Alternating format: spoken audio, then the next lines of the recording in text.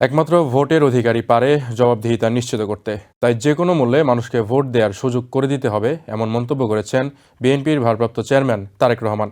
বিএনপির প্রতিষ্ঠাতা ও সাবেক রাষ্ট্রপতি জিয়াউর রহমানের ৮৯তম জন্মবার্ষিকী উপলক্ষে রাজধানীর ইঞ্জিনিয়ার্স ইনস্টিটিউশনে আলোচনা সভায় তিনি এসব কথা বলেন।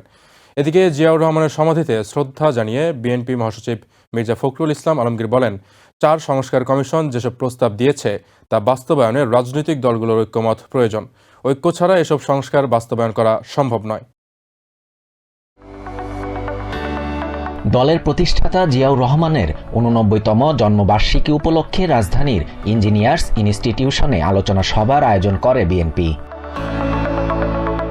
সভায় প্রধান অতিথি হিসেবে ভার্চুয়ালি বক্তব্য রাখেন দলের ভারপ্রাপ্ত চেয়ারম্যান তারেক রহমান। এ সময় যে কোনো মূল্যে ভোটাধিকার নিশ্চিত করতে সব রাজনৈতিক দলের প্রতি আহ্বান জানান তিনি। তারেক রহমান বলেন, জবাবদিহিতা নিশ্চিত হলেই পরিবর্তন আসবে। ফ্যাসিস্টরা যেন দলে ঢুকে না পড়ে সে ব্যাপারে দলের নেতাকর্মীদের সজাগ থাকার আহ্বান জানান তারেক রহমান। একটি আমাদের ঐক্যবদ্ধ থাকতে হবে, আমাদেরকে অন্যায়ের বিরুদ্ধে থাকতে হবে, আমাদেরকে অন্যায়ের বিরুদ্ধে প্রতিরোধ করতে হবে।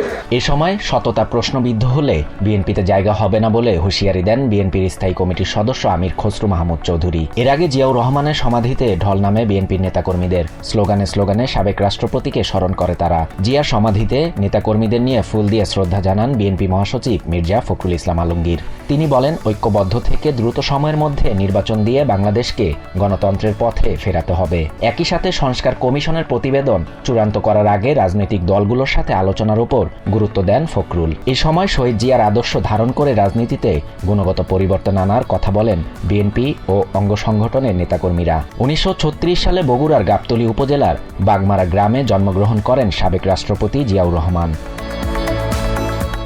Shahriar Shafat, TVN 24 news desk. New York থেকে সম্প্রচারিত টিভিএন 24 টেলিভিশন বিশ্বজুড়ে বাঙালির কণ্ঠস্বর।